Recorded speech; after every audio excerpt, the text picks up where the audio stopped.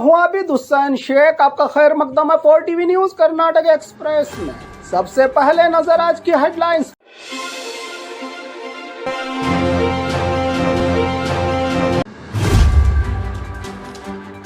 SSLC और PUC परीक्षा की तारीखों का ऐलान। नंदनी घी के दाम में 90 रुपयों की बढ़ोतरी, लोगों में नाराजगी।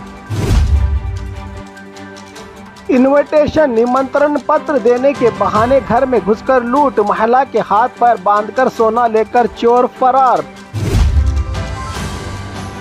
सरकारी जगह के इस्तेमाल पर सरकार को हाईकोर्ट से झटका, आदेश रद्द करने से इनकार। खतरनाक चोर गिरफ्तार, 5 जिलों में चोरी करने वाला आखिरकार पकड़ा गया। कोल्लूरू मंदिर के नाम पर नकली वेबसाइट, कमरों की बुकिंग के बहाने भक्तों से लाखों की लूट। गन्ना किसानों ने सरकार को दी आखिरी चेतावनी, शाम 7 बजे तक दाम तय नहीं हुए तो कल से नेशनल हाईवे जाम। गन्ना किसानों ने प्रधानमंत्री मोदी से मिलने की रखी डिमांड। ना नवंबर ना दिसंबर, असली क्रांति तो 2028 में होगी, deputy CM DK Shivakumar का बड़ा बयान। प्यार में धोखा तो भेज दी बम की धमकी, फर्जी बम मेल की लेडी किंगपिन रेनी जोशील्ड गिरफ्तार। अब खबरें विस्तार से। एसएसएलसी और पीयूसी परीक्षा की तारीखों का ऐलान, स्टूडेंट्स अब तैयारी में जुट जाएं। शिक्षा विभाग ने एसएसएलसी और पीयूसी एग्जाम्स का टाइम टेबल जारी कर दिया है। जारी किए गए टाइम टेबल के अनुसार पीयूसी की परीक्षा 28 फरवरी से 17 मार्च तक आयोजित की जाएगी, जबकि एसएसएलसी की परीक्षा 18 मार्च से 2 अप्रैल तक चलेंगी। एग्जाम्स का शेड्यूल, हर सब्जेक्ट की तारीख सीधे तौर पर बताई गई है ताकि स्टूडेंट्स अपनी तैयारी प्लान के मुताबिक कर सके। शिक्षा विभाग ने स्टूडेंट से अपील की है कि वो चिंता छोड़कर आत्मविश्वास के साथ पढ़ाई पर ध्यान दे। अब वक्त आ गया है कि स्टूडेंट्स अपनी तैयारी को अंतिम चरण में लेकर जाएं ताकि अच्छे रिजल्ट हासिल कर सके। हम तो इतना ही कहेंगे, मेहनत करें, सफलता आपके कदम चूमेगी। नंदनी घी के दाम में 90 रुपयों की बढ़ोतरी, लोगों में नाराजगी। केएमएफ ने नंदनी घी की कीमत में अचानक 90 रुपयों की प्रति लीटर की बढ़ोतरी कर दी है। पहले 1 लीटर घी 610 रुपये में मिल रहा था, अब इसकी कीमत करीब 700 रुपये हो गई है। इस फैसले से आम जनता में नाराजगी देखी जा रही है। लोगों का कहना है कि जीएसटी घटने के बाद कई चीज़ों के दाम कम हुए, लेकिन घी महंगा हो गया। कुछ लोगों ने क्रिटिसाइज करते हुए कहा कि अब घी सिर्फ अमीरों के लिए रह गया है, गरीब लोग इसे खरीद ही नहीं सकते। मिडिल क्लास भी है परेशान। लोगों का कहना है कि अगर ऐसे ही दाम बढ़ते रहे तो घर का बजट बिगड़ जाएगा। लोगों ने सरकार से मांग की है कि नंदनी घी की कीमत फिर से सामान्य की जाए ताकि हर कोई इसे खरीद सके। वहीं डिप्टी सीएम ने इस फैसले पर जवाब देते हुए कहा कि अगर इससे किसानों का फायदा होता है तो फिक्र किस बात की। इनविटेशन निमंत्रण पत्र देने के बहाने घर में घुसकर लूट, महिला के हाथ पैर बांधकर सोना लेकर चोर फरार। बेंगलुरु जिले के आनेकल तालुका के नेलूरू गांव में दिन दहाड़े एक सनसनीखेज वारदात हुई है। जानकारी के मुताबिक 2 लोग इनविटेशन पत्र देने के बहाने रवि कुमार के घर पहुंचे। उस वक्त घर में सिर्फ उनकी पत्नी मौजूद थी। दोनों ने पानी लाने को कहा और जैसे ही महिला पानी लेने किचन में गई, आरोपियों ने उन्हें कमरे में खींचकर हाथ पैर बांध दिए और अलमारी में रख के करीब 200 ग्राम सोने के गहने लूटकर फरार हो गए। पुलिस ने मौके पर पहुंचकर जांच शुरू कर दी है। गांव में इस वारदात के बाद डर और चिंता का माहौल है और लोग एक दूसरे को सतर्क और होशियार रहने की सलाह दे रहे हैं।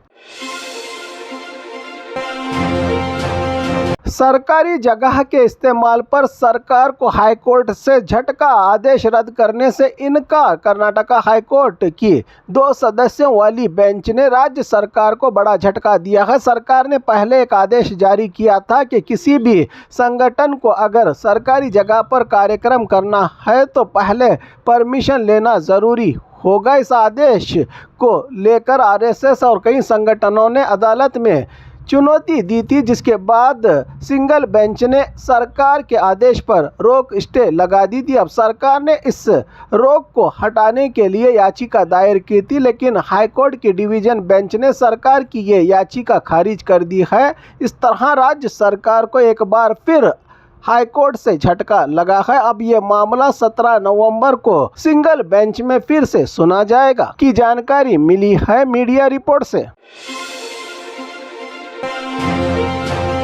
खतरनाक चोर गिरफ्तार, 5 जिलों में चोरी करने वाला आखिरकार पकड़ा गया। बेंगलुरु पुलिस ने आखिरकार खतरनाक चोर असलम पाशा को गिरफ्तार कर लिया है, जो बेंगलुरु ग्रामीण, शिवमोग्गा, हावेरी और दावणगेरे जिलों की पुलिस को लंबे समय से मोस्ट वांटेड था। ये आरोपी रात के समय घरों में घुसकर अकेली सोई हुई महिलाओं को निशाना बनाता था और उनके गले की चैन पल भर में खींचकर भाग जाता था। चोरी के पैसों से वो मौज मस्ती की जिंदगी जी रहा था। पुलिस ने आरोपी के पास से करीब 22.5 लाख रुपये कीमत के सोने के गहने बरामद किए हैं। विद्यारण्यपुर पुलिस के अनुसार इस मामले में और भी जानकारियां जुटाई जा रही हैं। चोर को गिरफ्तार करके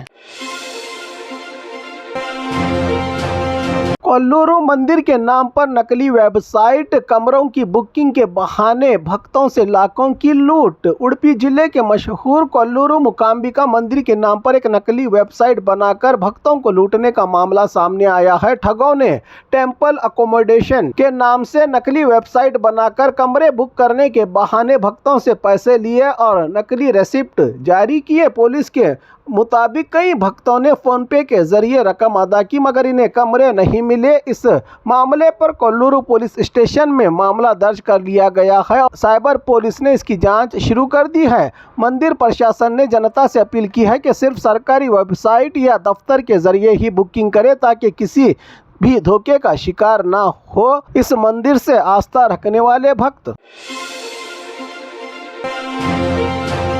गन्ना किसानों ने सरकार को दी आखिरी चेतावनी, शाम 7 बजे तक दाम तय नहीं हुए तो कल से नेशनल हाईवे जाम। कर्नाटक में गन्ना किसानों का आंदोलन अब 8वें दिन में पहुंच गया है। किसान सरकार से प्रति टन 3,500 देने की मांग कर रहे हैं। सरकार और किसानों के बीच हुई बातचीत असफल रही। इसके बाद किसानों ने सरकार को शाम 7 बजे तक अल्टीमेटम दिया है। किसानों का कहना है कि अगर आज फैसला नहीं हुआ तो कल से नेशनल हाईवे को बंद किया जाएगा। बेलगाम, अथनी, रायबाग और आसपास के इलाकों में किसान बड़ी संख्या में धरने पर बैठे हैं। किसानों की प्रमुख मांगे हैं कि गन्ने की कीमत तय करने के साथ साथ इथेनॉल और स्प्रिट से होने वाली कमाई में भी किसानों को हिस्सा दिया जाए। आज कैबिनेट की बैठक में गन्ने की दाम पर फैसला हो सकता है। अगर सरकार ने किसानों की मांगे मानी तो आंदोलन खत्म होगा, नहीं तो कल से नेशनल हाईवे बंद तय माना जा रहा है। गन्ना किसानों ने प्रधानमंत्री मोदी से मिलने की रखी डिमांड। राज्य के बीजेपी अध्यक्ष बीवाई विजेंदर का वादा, मैं खुद प्रधानमंत्री से मिलने का समय तय करवाऊंगा। कर्नाटक में गन्ना किसानों का आंदोलन लगातार जारी है। अब किसानों ने प्रधानमंत्री नरेंद्र मोदी से सीधी मुलाकात की डिमांड रखी है। बीजेपी के राज्य अध्यक्ष बीवाई विजेंदर से किसानों ने अपील की है कि वो FRP यानी गन्ने की सरकारी कीमत में बढ़ोतरी के लिए केंद्र सरकार से बात करें। इस वक्त केंद्र ने प्रति टन 3,550 की दर तय की है गन्ने की फसलों पर, लेकिन किसानों का कहना है कि खाद, मजदूरी, ट्रांसपोर्ट और खेतों के बढ़ते खर्च के कारण ये कीमतें बहुत कम हैं। विजेंदर ने किसानों को भरोसा दिलाया कि वो प्रधानमंत्री मोदी से मिलने का समय ज़रूर मांगेंगे और अगर ये संभव नहीं हुआ तो केंद्र मंत्रियों से बैठक करवाएंगे ताकि इस समस्या का परमानेंट हल निकल सके। उधर राज्य सरकार की कैबिनेट मीटिंग में आज गन्ने के दाम पर बड़ा फैसला होने की उम्मीद है। किसान चाहते हैं कि केंद्र और राज्य सरकार मिलकर गन्ने की कीमत में इंसाफ के साथ बढ़ोतरी करे, जिससे उनकी मेहनत को सही कीमत मिल सके। ना नवंबर ना दिसंबर, असली क्रांति तो 2028 में होगी। Deputy CM DK Shivakumar का बड़ा बयान। कर्नाटक के deputy CM DK Shivakumar ने अपने ताज़ा बयान से सियासी हलचल और तेज कर दी है। उन्होंने कहा कि कोई क्रांति नवंबर, दिसंबर या जनवरी में नहीं होगी। असल क्रांति 2028 में होगी, जब कांग्रेस फिर से सत्ता में लौटेगी। ये बयान ऐसे समय में आया है जब मुख्यमंत्री सिद्धरामैया कल केएन राजन्ना के घर डिनर पार्टी में शामिल होने जा रहे हैं। इसी बीच नवंबर क्रांति को लेकर चर्चा जोरों पर चल रही है। राज्य में डीके शिव कुमार ने कहा कि मैं पार्टी का एक वफादार सिपाही हूं, पार्टी जो कहेगी वही करूंगा। उन्होंने साफ किया कि मुख्यमंत्री बदलने या लीडरशिप को लेकर कोई विवाद नहीं है। उनका कहना था कि सिद्धरामैया ही 5 साल तक मुख्यमंत्री रहेंगे, जरूरत पड़ी तो 10 या 15 साल भी। राजनीतिक जानकारों के मुताबिक डीके शिव कुमार का यह बयान पार्टी की लीडरशिप के प्रति वफादारी दिखाने और 2028 के चुनाव के लिए संदेश देने की एक बड़ी कोशिश है, कहा।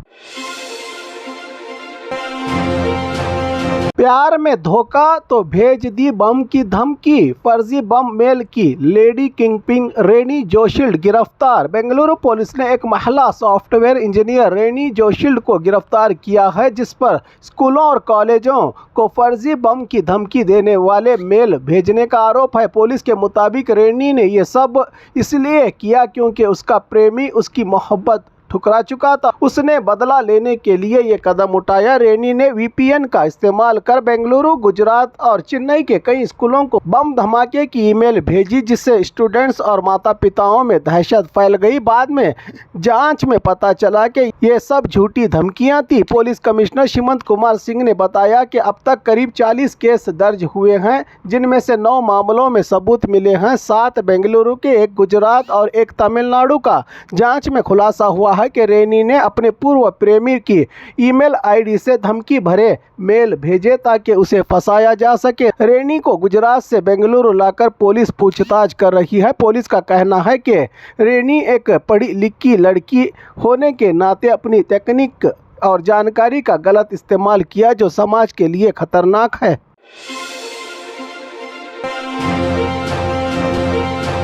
और खबरों के लिए देखते रहिए 4TV न्यूज़ कर्नाटक एक्सप्रेस।